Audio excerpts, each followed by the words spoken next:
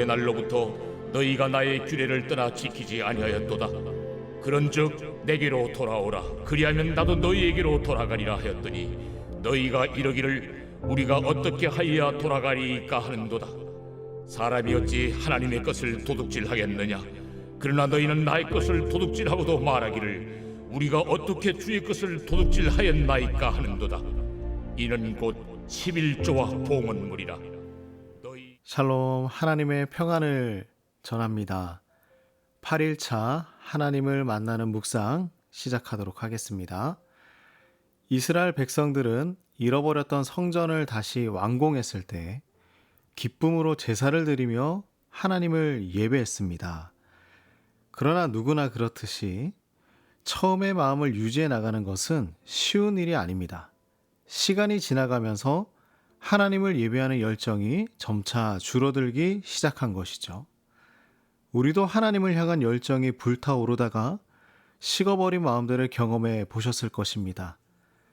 오늘 말라기 선지자는 이러한 모습에 대해서 이야기를 하고 있어요. 이스라엘 역사를 한번 살펴보면 우리도 잘 알고 있듯이 하나님을 잘 섬기다가 죄를 짓고 잘 섬기다가 죄를 짓고 이렇게 반복되는 일들이 많이 있었습니다. 하나님은 그때마다 이스라엘 백성들에게 메시지를 주셨는데요. 오늘 본문 말씀과 동일합니다. 7절 중반에 이렇게 말씀하세요. 내게로 돌아오라. 그리하면 나도 너희에게로 돌아가리라. 하나님은 돌아오라 라고 말씀합니다. 내게로 돌아오라. 그러면 하나님도 그들에게 돌아가겠다고 하시죠. 그런데 여기에서 우리는 또 한 번의 하나님의 크신 은혜를 맛보게 됩니다. 돌아오라 라고 하시면서 너희 죄를 스스로 씻고 깨끗하게 한 후에 하나님께 오라 라고 말씀하시지 않으셨습니다.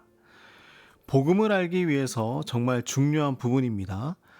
우리 스스로 구원받을 능력도 없지만 회개할 수 있는 능력도 없는 것이죠. 하나님은 이것을 알고 계셨습니다. 우리도 우리 스스로 죄를 씻기 위해서는 얼마나 큰 대가를 치러야 하는지도 모르고 있는 것이죠. 그래서 하나님은 지금 있는 그대로, 지금 있는 모습 그대로 나에게 돌아오기만 하라 라고 말씀을 하십니다. 하나님께 돌아온 백성들은 다 용납하겠다라는 은혜의 말씀이고 약속이죠. 하나님 앞에 나아갈 때만 회개의 역사가 일어나기 때문입니다. 자, 그런데 이 백성들이 좀 웃겨요. 이렇게 말을 하는 거예요. 우리가 어떻게 하여야 돌아가리까? 하나님께 돌아가는 방법을 모른다고 이야기하고 있습니다. 하나님께 무엇을 드리면 우리를 받아주실 것입니까? 라는 엉뚱한 말을 하고 있는 거예요. 하나님은 그런 재물을 원하시는 분이 아니시죠. 그리고 그 재물을 통해서만 만나주시는 분도 아닙니다. 이것을 다른 말로 해보면 자신들이 무엇을 잘못했는지 모르고 있었던 거예요. 그들은 자신의 삶을 드리지 않았습니다. 그래서 하나님은 더 혹독한 말로 그들을 가르쳐 주시는 거예요. 11조를 들여서 하나님을 시험해서라도 하나님 경외함이 얼마나 복된 일인지 너희가 알았으면 좋겠다라고 오늘 말씀을 하고 있습니다. 자, 8절을 볼까요? 사람이 어찌 하나님의 것을 도둑질 하겠느냐라고 말씀하시죠. 무엇을 가지고 오려고 하지 말아라. 이미 너희는 나의 것을 도둑질하였다. 하나님께서 너무나 강하게 말씀하고 있어요.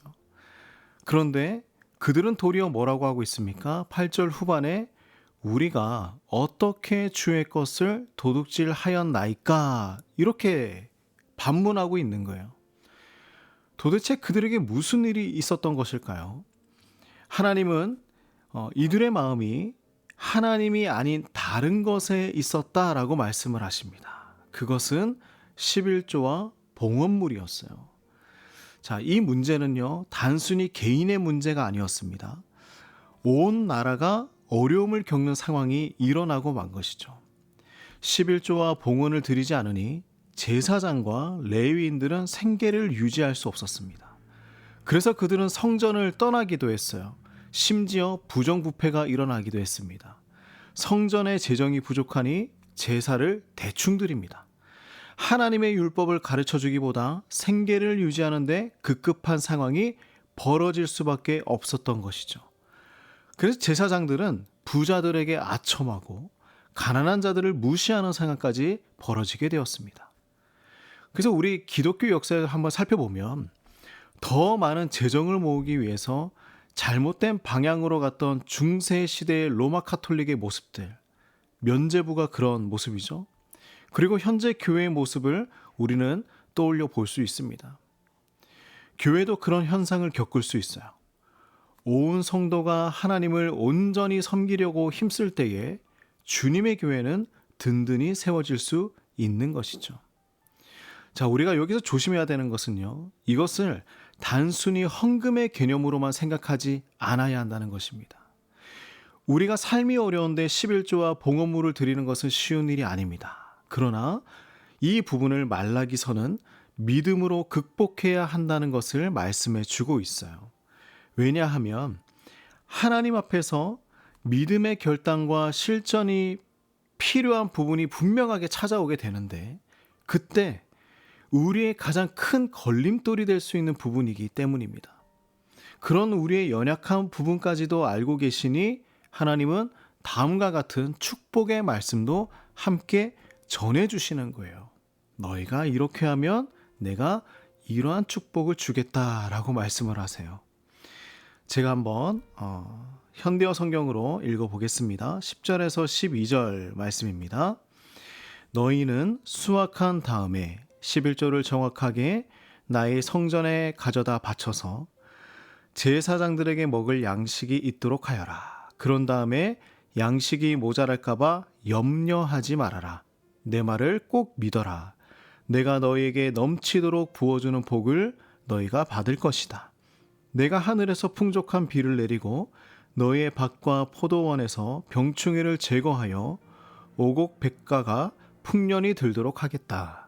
그때에는 너희가 그토록 기름진 땅에 살기 때문에 세계 만민들이 너희를 복되다고 칭송할 것이다. 온 세상의 주인이신 여호와께서 약속하셨다. 아멘. 교회의 문제들에 대해서는 우리가 많은 말을 할 수가 있어요. 그리고 여기에 대해 말하는 많은 사람들도 있습니다. 하지만 믿음의 결단과 믿음의 실천이 필요한 순간에 앞장서서 살아가는 사람은 많지 않아요. 우리는 달라야 합니다. 하나님은 반드시 믿음의 사람을 지키시고 풍성함을 주실 것을 믿고 살아가야 합니다.